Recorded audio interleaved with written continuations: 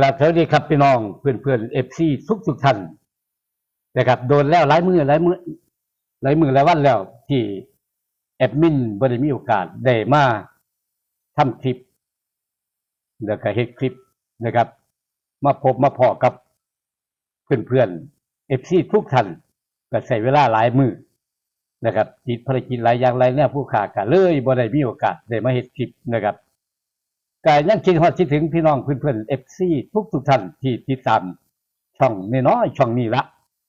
ช่องผู้เฒ่านี่ละมาเว้ามาคุยกับพ่อกับแม่กับพี่กับน้องนะครับมื้อนี้แอดมินได้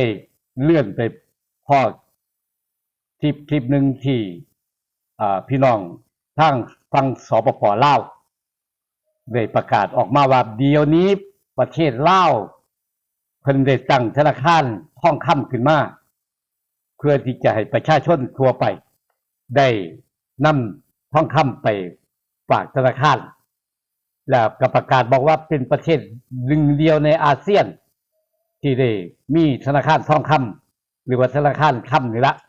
ขึ้นมาเป็นครั้งแรกเลยเป็นประเทศเดียวในอาเซียนเฮาและก็เป็นประเทศที่พัฒนาแล้วนะครับอันนี้ก็มีเห็นคลิปหนึ่งที่ชาวลาวนะครับพ่อใหญ่เพิ่นได้มาเว้าเพิ่นก็ว่าประเทศลาวนี่พัฒนารุ่งเรืองน้ำไหลไฟสว่างดีหลายอันนี้ก็เป็นมุมมองของเพิ่นแอดมินก็ได้ไปเห็นก็เลยได้มาพิจารณาเบิ่งแล้วมันรู้สึกว่าจะย้อนแย้งกับการพูดนะครับลักษณะการพูดกันว่าออกมานี่ว่าเป็นประเทศที่พัฒนาแล้วก็ทองคำที่จะนำประชาชนนำไปฝากก็สิได้เกิดประโยชน์ให้กับประเทศชาติเพื่อสร้างเศรษฐกิจที่ดีขึ้นต่อประเทศลาวอันนี้ก็เห็นดีนำเด้อพี่น้องเฮ็ดได้ก็ดีนะครับเพื่อที่ได้พัฒนาเจริญก้าวหน้าเศรษฐกิจจะได้ดีขึ้นประชาชนก็สิได้บ่ได้ลังไหล ออกจากประเทศนะครับนะอันนี้ก็เห็นดีนำที่พี่น้องเพื่อนพี่น้องฟังทั้งสปป.ลาวเพิ่นได้ประกาศบอกว่าประเทศลาวนี่เป็นประเทศที่พัฒนาแล้วว่าซั่นก็ดีเนาะแต่ว่ามันก็พัฒนารูปแบบใดกันนี่ก็พี่น้องจังค่อยมาเบิ่งคลิปว่าการพัฒนาของประเทศลาวนี่เพิ่นได้พัฒนาไปฮอดไสเป็นแบบใดนะครับการศึกษาการรักษาพยาบาลเพิ่นสิได้ดีอยู่ในมาตรฐานโลกหรือไม่อันนี้เพิ่นบอกว่าเพิ่นได้มีความมาตรฐานและก็เจริญก้าวหน้าพัฒนาแล้วบ่ว่าจะเป็นถนนหนทางบ่ว่าจะเป็นการรักษาพยาบาลบ่ว่าจะเป็นเกี่ยวกับพวกนะครับสวัสดิการของประชาชนเพิ่นก็ได้เว้าออกมาแอดมินจะได้เอาคลิปนึงมานำเสนอให้พี่น้องได้เห็นว่าการพัฒนาของประเทศลาวหรือการตั้งธนาคารนะครับทองคำขึ้นมานี่จะได้ผลสำเร็จได้หรือบ่ได้ก็เฮาก็เบิ่งนํกันนะครับให้พี่น้องไปเบิ่งคลิปซะก่อนแล้วจังค่อยมาพบกับแอดมินใหม่สิได้พิจารณาและก็วิจารณ์ในหัวข้อแต่ละหัวข้อนะครับให้พี่น้องได้ฟังกันคลิปนี้ลองไปติดตามเบิ่งลองฟังเบิ่งครับสำหรับบทบาทของธนาคารทองคำในการแก้ปัญหาตัวเลข GDP ของลาวแท้จริงแล้ว GDP ของสปป.ลาวควรมีขนาดใหญ่มากกว่านี้เนื่องจากยังมีเศรษฐกิจนอกระบบโดยเฉพาะอย่างยิ่งในการคาดการณ์ว่ามูลค่าทองคำของประชาชนที่อยู่ตามบ้านของประชาชนชาวสปป.ลาวนั้นสูงถึง 10,000 ล้านดอลลาร์ดังนั้นเมื่อนำมูลค่าทองคำของประชาชนทั้งหมดรวมเข้ากับจำนวนเงินฝากทั้งหมดในประเทศซึ่งอยู่ที่ 18,000 ถึง 20,000 ล้านดอลลาร์จะทำให้เกิดสภาพคล่องในประเทศมหาศาลและดันให้เศรษฐกิจสปป.ลาวมีโอกาสเติบโตกว่าร้อยละ 10-15 ต่อปีประเมินว่าในปี 2568 มูลค่าทองคำที่ประชาชนจะนำไปฝากที่ธนาคารทองคำจะอยู่ที่ประมาณ 800 ล้านดอลลาร์ซึ่งคิดเป็นประมาณร้อยละ 4 ของ GDP ของสปป.ลาวและมูลค่าที่จะเพิ่มขึ้นไปอย่างต่อ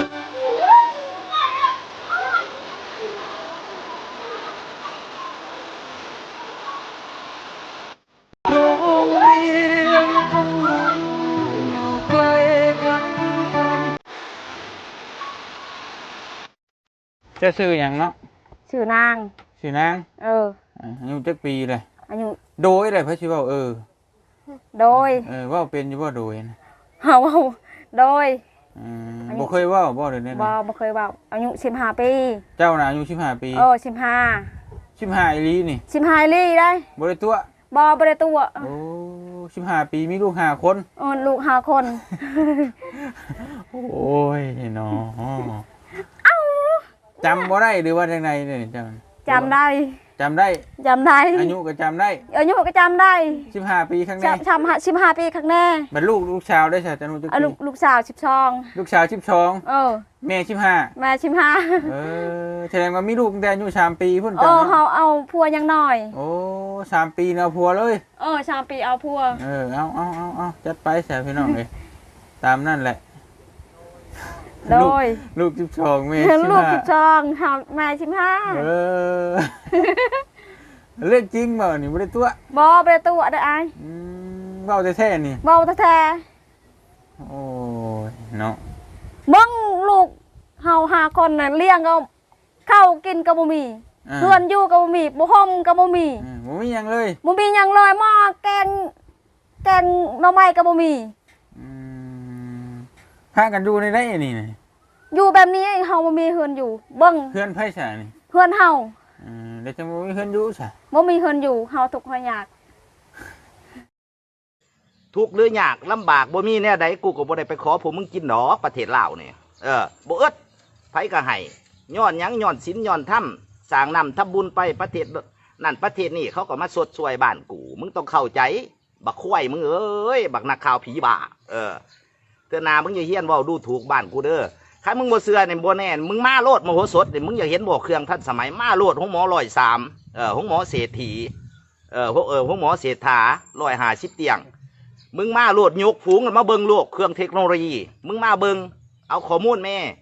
มึงยังสิว่าบ้านกูนี่ล่าสมัยเนี่ยนั่นแนวนี่บักผีบ้าบักนักข่าวผีบ้ามึงหันหาขายข่าวกินเลี้ยงชีพกูบ่ได้สะอ้อนหนังหนามึงดอกบักไทยผีบ้ามึงหันน่ะสิเสียภาพพจน์ระหว่างรัฐบาลต่อรัฐบาลมึงขายหน้าประเทศชาติบ้านเมืองมึงยังว่ามึงเป็นนักข่าวดีบ่ฮะเธอหน้ามึงต้องเปลี่ยนมึงเป็นลูกผู้ชายมึงต้องฮู้กูเชิญมึงเข้าไปวัดแน่ไปย่อมึงเสียก้าวเท้าเสียหัวน่ะกราบพระกราบเจ้าแน่กูเบิ่งมึงอ่ะคือวัดพวกเขาพระเจ้าบ่นบเลยมึงจะว่าสุมสีสุมหายบ้านนั่นเมืองนี่มึงแค่กระจอกนะมึงจะมาดูถูกของหมอบ้านกูมึงมาเบิ่งดูมึงมาขวดขอนกูสิไปหับเอามาบ่มีปัญญาบ่บ้านกูนี่นะนำไหลไฟสว่างหนทางสะดวกมึงแค่กระจอกนะมึงจะมาดูถูกของหมอบ้านกูมึงมาเบิ่งดูมึงมาขวดขอนกูสิไปหับเอามาบ่มีปัญญาบ่บ้านกูนี่นะนำไหลไฟสว่างหนทางสะดวกมึงแค่กระจอกนะมึงจะมาดูถูกของหมอบ้านกูมึงมาเบิ่งดูมึงมาขวดขอนกูสิไปหับเอาครับอันนี้กับพี่น้องก็ได้ฟังผ่านไปเบิ่งผ่านไปแล้วเป็นจังไดมีความคิดแบบใดพิจารณาจังไดนะครับตามแอดมินได้เห็นคือกันกับเพื่อนๆ FC นี่ละการตั้งธนาคารนี่ทองคำนี่ก็ถือว่าดีอยู่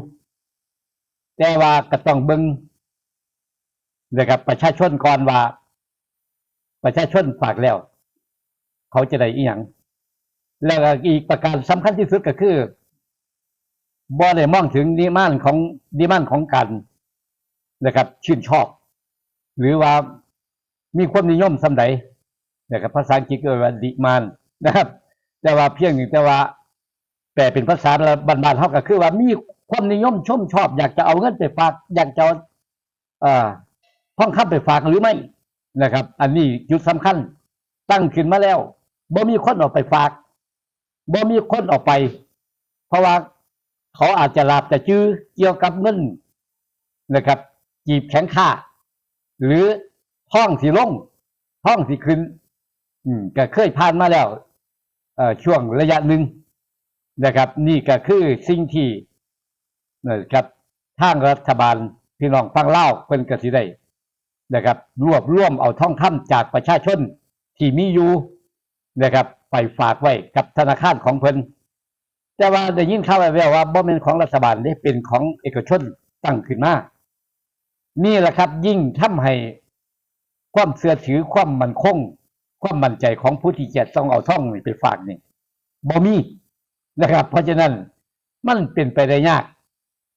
ได้แต่ว่าเป็นไปได้ยากนะครับ อันนี้ก็คือแอดมินได้มองเบิงเว่าแบบภาษาบ้านๆนี่นะครับ คือสรุปง่ายๆว่าพี่น้องมีเงินอยู่นี่หรือว่ามีท่องนี่เสียเอาไปฝากไว้กับบุคคลที่เขาบ่ได้เชื่อมันถามท่านดูว่ากล้าอยู่บ่นะครับ เพราะฉะนั้นแอดมินบอกอยู่นี่บ่ได้ด้อยค่าพี่น้องฟังเล่าเด้อเพียงจะบอกให้ฟังว่าลักษณะการนะครับ จะต้องมีคนเอาของไปฝากเอาเงินไปฝากเอาคำไปฝากนี่ธนาคารหรือบุคคลคนนั้นต้องมีความมั่นคงสูงต้องมีความไว้วางใจสูงต้องให้ความเชื่อมั่นกับบุคคลที่เขาเอาไปฝากไว้สูงนะครับ จังค่อยจะมีบุคคลที่มีความต้องการหรือเขาเอ่ยว่าดีมานนี่แหละนะครับ มีความต้องการสูง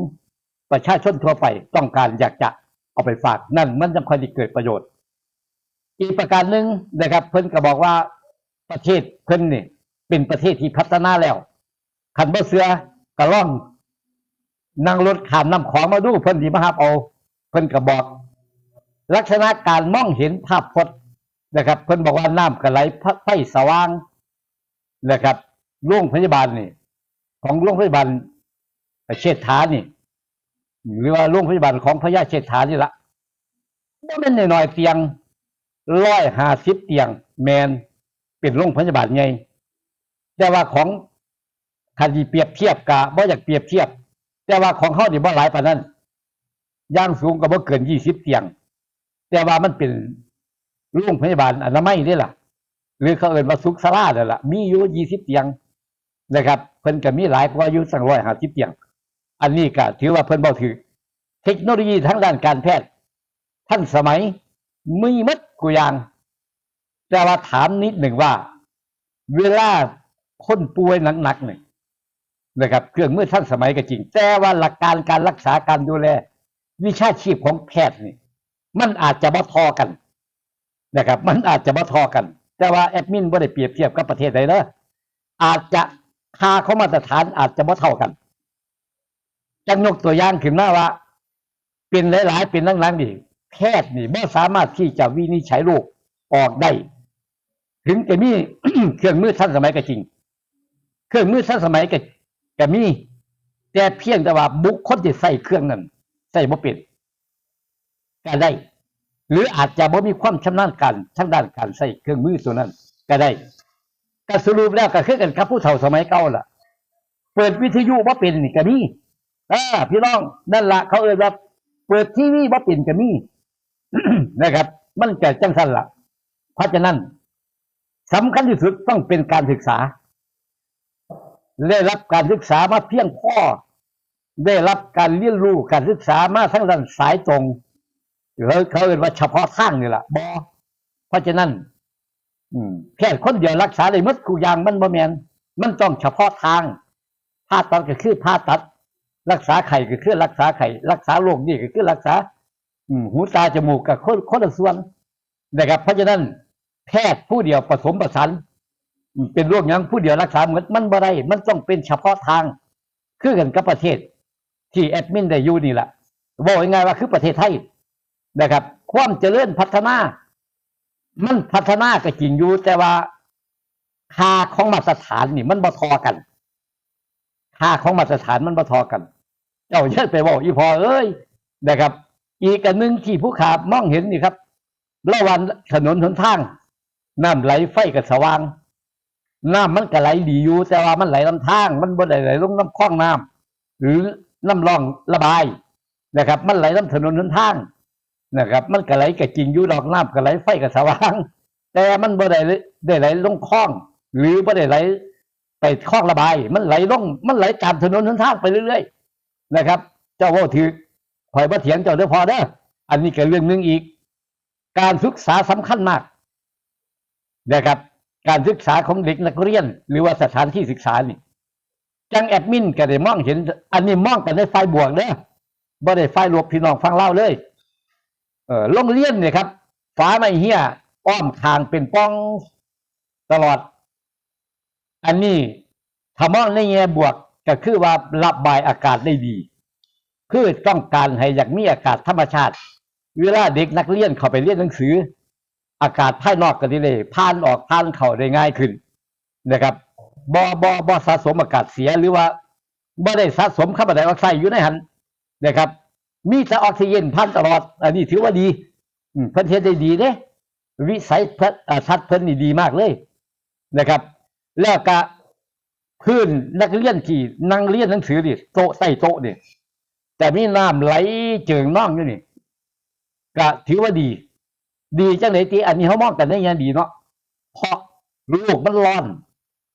เพราะฉะนั้นต้องอาศัยน้ำนะครับระบายความร้อนทั้งพื้นบ่อยน้ำนี่บ่อยดินนี่มีความร้อนพุ่งขึ้นมาหาเด็กนักเรียนแล้วก็อากาศก็สิได้ผ่านไปตามป้องฝาแอมคางภาษาลาวเนาะฝาแอมคางหรือว่าฝาไม่เหี้ยนี่มันเป็นหูทูซีวีนี่ก็เป็นอากาศที่ผ่านได้ดีหายใจก็สะดวกออกซิเจนก็ได้ผ่านดี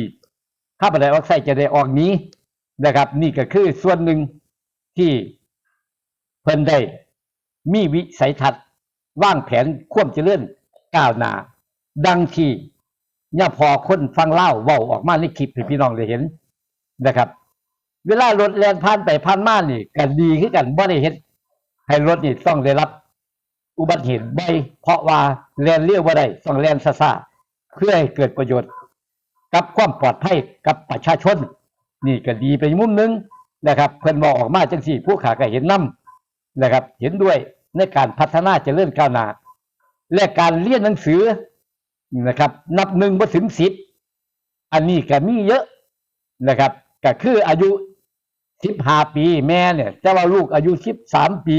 แม่อายุ15ปีลูกอายุ12ปีแต่งงานตั้งแต่น้อยว่าซั่นแล้วว่าหมายถึงบ่งบอกถึงการศึกษาการเรียนรู้นะครับเพราะฉะนั้นคนลาวนี่โดยแท้ๆจริงเลยแอดมินนี่หักอยู่เด้หรือตนสงสารเพราะว่าเป็นคนลาวนะครับเพราะว่าชาติพันธุ์ก็บ่แตกต่างกับคนอีสานก็มีความหักความแพงความเมตตาสงสารยังมีเยอะเพราะฉะนั้นคนลาวที่เขามาอยู่ในประเทศไทยมาทำงานในประเทศไทยนี่นะครับส่วนมากจะ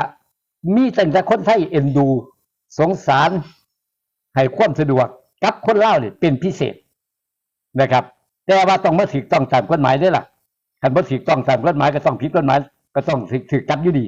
เพราะฉะนั้นคนลาวจึงเป็นบุคคลพิเศษกับประเทศไทยพอสมควรเป็นบ้านพี่เมืองน้องกันนี่ละว่าง่ายๆลาวนี่เพิ่งจะมาเป็นประเทศนี้บ่จักกี่ปีแต่ก่อนก็เป็นประเทศสลาดของสยามอยู่คือกันบ่ว่าจะลาวบ่ว่าจะเป็นเชียงตุงแม่นหมดนะครับแต่ว่าถ้าสยามถ้าลาวนี่กับเชียงตุงนี่มาร่วมประเทศไทยมาตั้งแต่ก่อนนั้นป่านนี้ทุกอย่างเจริญก้าวหน้าพัฒนาไปหมดบ่ว่าจะเป็นประชาชนบ่ว่าจะเป็นถนนหนทางบ่ว่าจะเป็นสวัสดิการต่างๆได้คือกันหมดผู้เฒ่าฟังลาวผู้เฒ่าเชียงตุงก็สิได้เงินผู้สูงอายุคือกันการรักษาพยาบาลฟรีคือกันหมดเงินเดือนข้าราชการเงินเดือนทุกอย่างนี่จะได้สูงขึ้นกันกับประเทศไทยหาอยู่ในการดูแลควบคุมประเทศของประเทศไทยหรือประเทศสยามนี่มากขึ้นกันนี่ป่านนี้ประเทศลาวกับเชียงตุงนี่ครับรัชฉานที่เจริญแล้วนะครับเพราะฉะนั้นมันก็เลยเป็นมีความผูกพันกันมาตลอดกับประเทศไทยกับคนไทยมาตลอดทิมกันบ่ได้บอกง่ายๆจังนายกรัฐมนตรีของประเทศไทยไปเยี่ยมหรือว่าไปประชุมอาเซียนเนี่ยที่ผ่านมาวันมือ2 มื้อนี่ก็ไปน้องประเทศลาวเพิ่นก็ให้ความต้อนรับครับสู้ให้ความเคารพนับถือกับนายกของคนไทยอย่างดีอันนี้ก็ดีใจนำนะครับเพราะว่านายกเนี่ยยิ่งไปใส่สินไหมของพี่น้องทางเชียงขวางเขตภาคเหนือของลาวแล้วก็ใส่ชุดไหมงามๆมากให้โชว์ให้คนเห็นนี่ยิ่งเป็นได้รับความนิยมอย่างมากนะครับนี่ก็ดีอีกอย่างหนึ่งเพราะฉะนั้นไทยกับลาวให้ฟังคนไทยจังหน่อยเด้อพ่อใหญ่เจ้าเด้อเฉพาะบางคนเด้อพี่น้องผู้ขาบ่ได้เหมารวมคนไทยเขาเว้าหยังลงไปให้ฟังเขาน เพื่อสิเอาแบบอย่างที่ดีนี่ไปใส่ไปจัดการบริหารในงานของตัวเองบ่แม่นว่าสิ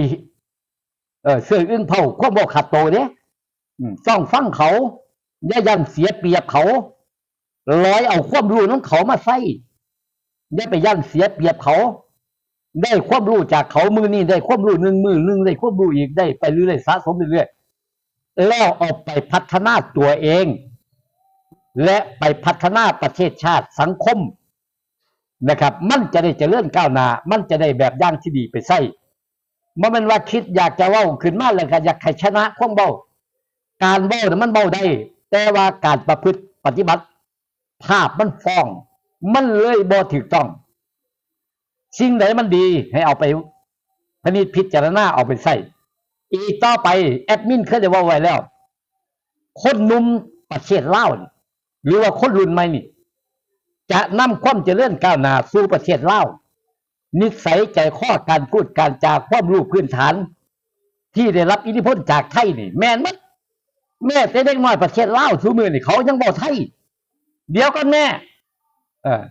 เดี๋ยวก่อนจ้าเขายังใส่แล้วเดี๋ยวนี้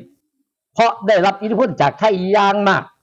เพราะฉะนั้นคนลาวที่เขามาทำงานอยู่ในประเทศไทยหลายแสนคนนี่จะได้รับความรู้และก็ได้รับนิสัยใจคอได้รับอยู่กับสังคมแบบใดประพฤติตัวแบบใดเขาได้รับแล้วมีแต่เขาที่เอาไปประกอบมีแต่เขาเจ้าที่เอาไปใส่ในประเทศของเขาเจ้าคือประเทศลาวเพราะฉะนั้นเจ้าจะกีดกันในรูปแบบของนะครับสังคมปัจจุบันนี้บ่ได้เพราะประเทศไทยเป็นประเทศที่มีอิทธิพลทั้งด้านสื่อสารทั้งด้านระเบียบวินัยและก็ทั้งด้านความเจริญก้าวหน้าคนไทยเป็นแบบอย่างให้กับเยาวชนคนลาวรุ่นซุมื้อนี้จะได้นำออกไปพัฒนาประเทศเป็นอย่างดีเพราะฉะนั้นเจ้าเว้าออกมาแต่ละคำนี่เจ้าเว้าซะอยากอายปากเจ้าของภาพมันฟ้องเจ้าบอกว่าถนนทางก็ดีนั่นดีแบบนั้นดีแบบนี้โรงพยาบาลโรงหมอดีจังซั่นดีจังซี่เวลาคนลาวเจ็บเป็นไข้ป่วยหนักนี่คนมีเงินเนี่ยเขาบ่รักษาดอกประเทศลาวเขาขอมาในเมืองไทยหมดนะครับเพราะฉะนั้นอย่าเว้ามันอยากอายเจ้าของนะครับสิ่งใดที่มันดีสิ่งใดที่มันจะเป็นแบบอย่างที่ดีเอาไปใส่โลดบ่สงวนลิขสิทธิ์ประเทศไทยนี่นะครับนิสัยก็เอาไปใส่การพูดการจาเอาไปใส่การประพฤติปฏิบัติตนก็เอาไปใส่ทั้งด้านบริหารจัดการสังคมก็เอาไปใส่มันจะเป็นผลดีต่อท่านนั่นเองคลิปนี้ก็มีแค่นี้ครับผู้ขาขออำลาพระจากพี่น้องไปก่อนพี่น้อง FC ทุกท่านที่คอมเมนต์มากับแอดมินนี่อ่านหมดแต่ว่าแอดมินเป็นผู้เฒ่านะครับเวลาที่ตอบก็รู้สึกว่าลำบากจังน้อยก็หาเรื่องเทื่อก็บ่มีเวลาได้ตอบแต่ว่ามาขอตอบในคลิปนี้ว่าทุกคอมเมนต์ที่ท่านคอมเมนต์เข้ามาผู้ขาเด้อแอดมินได้อ่านหมดทุกคอมเมนต์นะครับอ่านแล้วก็บางคอมเมนต์ก็ตอบให้ท่านบางคอมเมนต์ก็บ่ได้ตอบสำหรับคอมเมนต์ใดที่แอดมินบ่ได้ตอบก็ถือว่าโอกาสนี้มาเว้าสู่ฟังว่าแอดมินได้อ่านคอมเมนต์ท่านมาอยู่แต่ก็ต้องขอโทษขออภัยที่บ่ได้ตอบด้วยเป็นลายลักษณ์อักษรนะครับเพราะฉะนั้นทุกอย่างแอดมินเข้าใจเพื่อนๆ FC ทุกท่านนะครับเพราะฉะนั้นผู้ข่าขอบพระคุณหลายๆนะครับที่ความสนใจกับแอดมินผู้นี้นะครับยังเป็นผู้เฒ่าหาแนวมาเว้าสู่พี่น้องฟังบางเรื่องบางอย่างก็เป็นประโยชน์บางเรื่องบางอย่างก็เว้าแบบภาษาบ้านๆเฮาครับขอให้พี่น้องกด Subscribe กดแชร์ให้ผู้ข่าด้วยเด้อนะครับให้กำลังใจกับผู้เฒ่าเพราะได้มีกำลังใจจะเฮ็ดคลิปต่อไปสำหรับมื้อนี้ขอให้พี่น้องทุกท่าน FC ทุกท่านจงมีความสุขเจริญก้าวหน้าพัฒนาตัวเองและก็มีศีลธรรมในใจตลอดทุกคนสวัสดีครับ